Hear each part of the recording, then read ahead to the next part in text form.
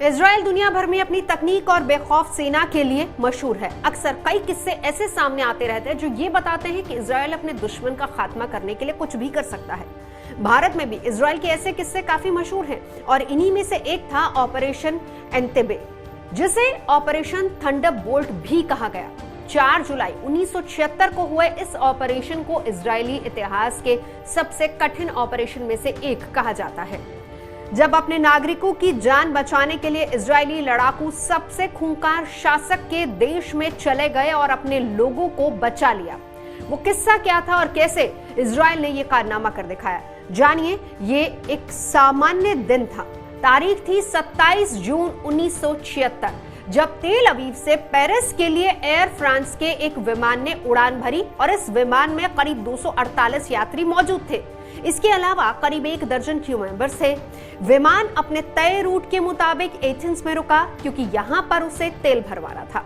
यहाँ से तेल भरवाने के बाद विमान उड़ा, लेकिन इस उड़ान के कुछ देर बाद ही विमान में 4 लोग अचानक से खड़े हो गए।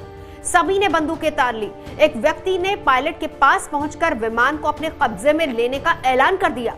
जिन 4 आतंकवादियों ने इस फ्लाइट को कब्जे में लिया था, उनमें से 2 जर्मन थे और अन्य 2 फिलिस्तीनी थे।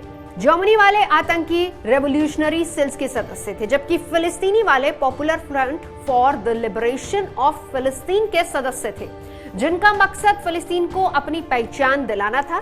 खैर, विमान जब आगे बढ़ने लगा तब 4 आतंकियों में से एक महिला ने तुरंत एक ग्रेनेड निकाला और सभी लोगों को धमकी दे दी कि वो उसका सहयोग करें, वरना तुरंत फ्लाइट को उड़ा दिया जाएगा। विमान में हलचल मच गई और इसी बीच एक आतंकी ने पायलट के पास पहुंचकर निर्देश दिया कि विमान को लीबिया के शहर बेनगाजी में ले जाया जाए। यहाँ पर विमान को करीब 7 से 8 घंटे के लिए रोका गया था। शुरुआत में ये दिक्कत सिर्फ फ्रांस को लग रही थी, लेकिन जब मालूम पड़ा कि विमान में मौजूद यात्रियों में करीब 100 यात्री यहूदी हैं, जिनमें से 90% इजराइल के नागरिक हैं, तब इजराइल इस मामले में एक्टिव हो गया। और इस सब के बीच हाईजैकर्स ने अपनी डिमांड कर किसी के सामने रखी। उन्होंने करीब 50 से अधिक फिलिस्तीनियों की रिहाई की मांग की, जो इजराइल और अन्य जेलों में बंद थे। कहा गया कि अगर इन सभी कैदियों को रिहा कर दिया गया, तब सभी यात्रियों को सुरक्षित छोड़ दिया जाएगा।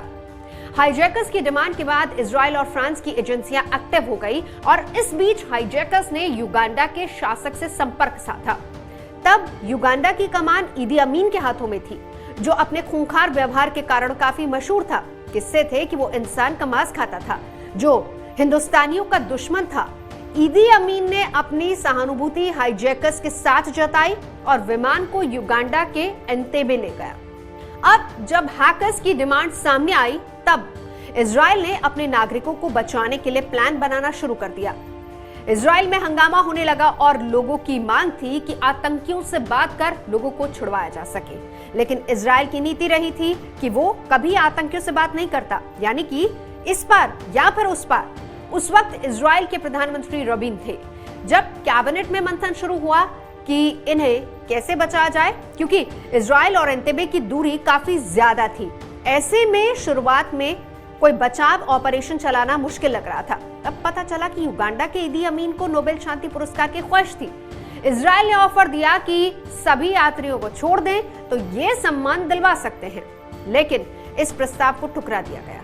अब इसके बाद इजराइल ने अन्य ऑप्शंस पर काम करना शुरू कर दिया और इस सब के बीच इजराइल की खुफिया एजेंसी मोसाद एक्टिव हो चुकी थी और हाईजैकर्स से जुड़ी सभी डिटेल्स इकट्ठा की जा रही थी और किसी बचाव ऑपरेशन को लेकर प्लानिंग भी हो रही थी।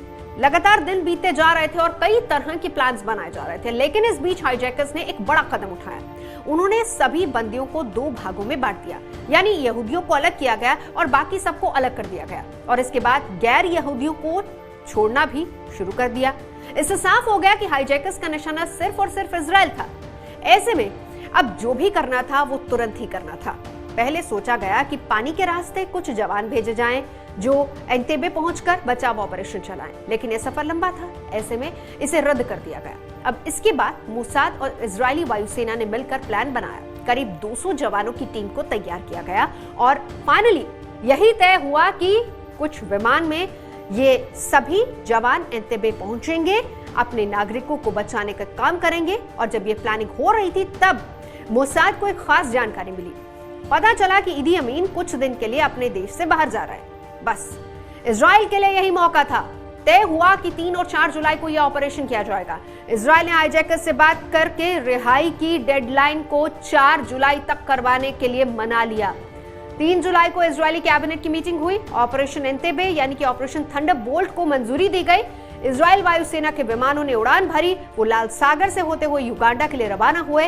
रास्ते में 2 बड़ी चुनौतियां थी। पहले दुश्मन के रडार में आने से बचना और इतने लंबे सफर के लिए विमान में तेल भरना। समंदर के ऊपर कम ऊंचाई पर उड़ा गया, जिससे रडार से बचा गया और हवा में ही अन्य विमानों की मदद से मिशन वाले विमान में तेल भरवाया गया। 4000 किलोमीटर के सफर के बाद इजरायली सैनिक एंतेबे पहुंचे। अंधेरा हो चुका था। जैसे ही सैनिक उस एयरपोर्ट पर पहुंचे जहां बंदियों को रखा गया था, युगांडा की सेना ने उन पर फायरिंग शुरू कर दी। इजरायली सैनिकों ने एक कार का इस्तेमाल किया था जो ईदी अमीन की गाड़ी से मिलती जुलती थी, ताकि युगांडा के सैनिक उन पर हमला न कर सके, लेकिन उनका यह प्लान फेल हो गया और ऐसे में अब इजरायली सैनिकों ने तुरंत ही उस जगह धावा बोल दिया जहां पर बंदियों को रखा गया था। इजराइल के लड़ाकुओं ने दुश्मनों को मारना शुरू कर दिया। लोगों को निकालने का बंदोबस्त किया गया। लड़ाकुओं ने सभी हाईजैकर्स को मार दिया। युगांडा के कई सैनिक भी मारे गए। इजरायली नागरिकों को तुरंत विमान में लाया गया और सभी को वहां से बचा लिया गया। और इस पूरे मिशन में इजराइल का सिर्फ एक सैनिक मारा गया था, जिसका नाम योनाथन नेतन्याहू था। हाल ही में इजराइल के प्रधानमंत्री पद से इस्तीफा देने वाले बेंजामिन नेतन्याहू उनके भाई थे।